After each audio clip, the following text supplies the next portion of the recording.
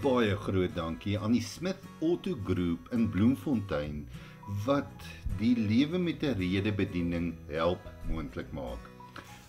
Ons gaan vandag 'n gedeelte lees wat in hierdie tyd van die jaar so bekend is. Ons hoor dit so baie keer, is deel van eredienste, kerksangdienste, boodskappe wat ons vir mekaar stuur, so bekend.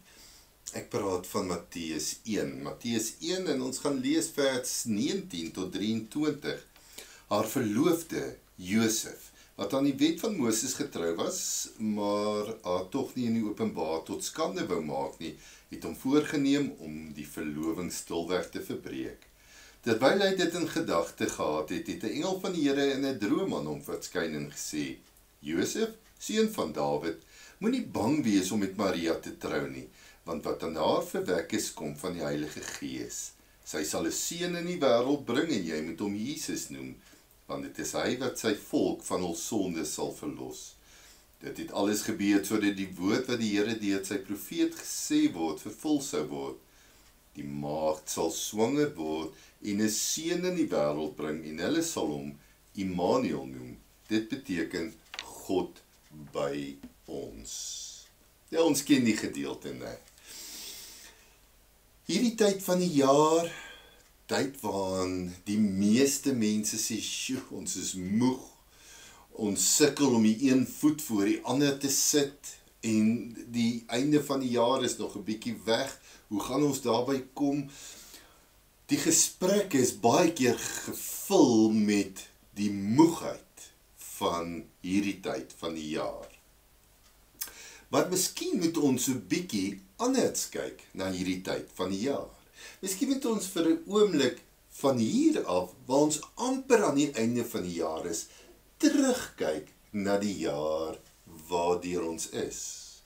En ek weet nie wat is die stories wat jy sal vertel nie, maar ek dink baie van ons sal stories vertel van krisisse, goedheid wat nie reg geloop het nie, van uitdagings in die lewe. Daar was soveel stories.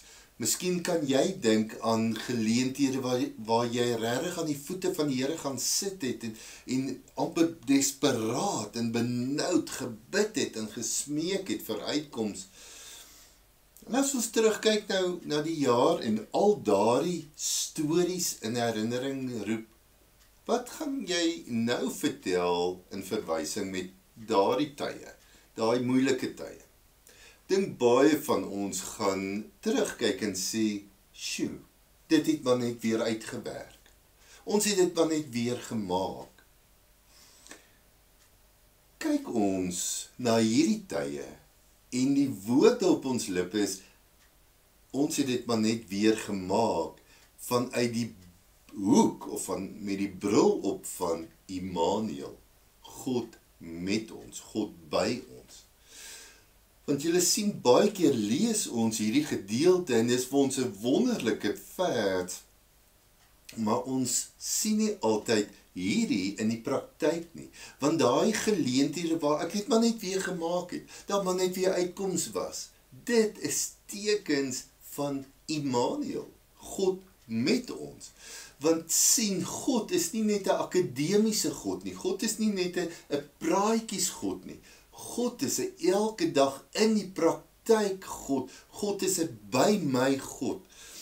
So ons kan vandag vir mekaar sê, so in aanloop na die einde van die jaar en die kerkseisoen, kan ons vir mekaar sê, Immanuel, God by ons, beteken, God was nog altyd by ons. En daai stories van God wat by ons was, gaan ons vertel wanneer ons terugkyk en sien hoe ons dit maar net weer gemaak het deur ons krisistye. Maar dit beteken ook, God is nou by ons. Op hierdie oomblik, hier waar jy sit en sê, ek weet nie hoe om die een voet voor die ander een te sit nie, dit is waar God vir jou die krag vir elke dag wil gee, want hy is Immanuel in die praktyk. Ons kyk vooruit na 'n nuwe jaar en ons is nie seker wat die nuwe jaar gaan inhou nie.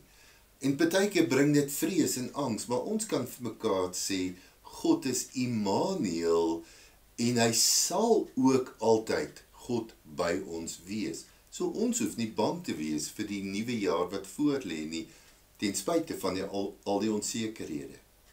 God is by ons. Maar miskien moet ons die vraag ook vir mekaar eerlik vra, is ons by God? Groot dankie aan die Smith Auto Group in Bloemfontein wat die lewe met 'n rede bediening help moontlik maak.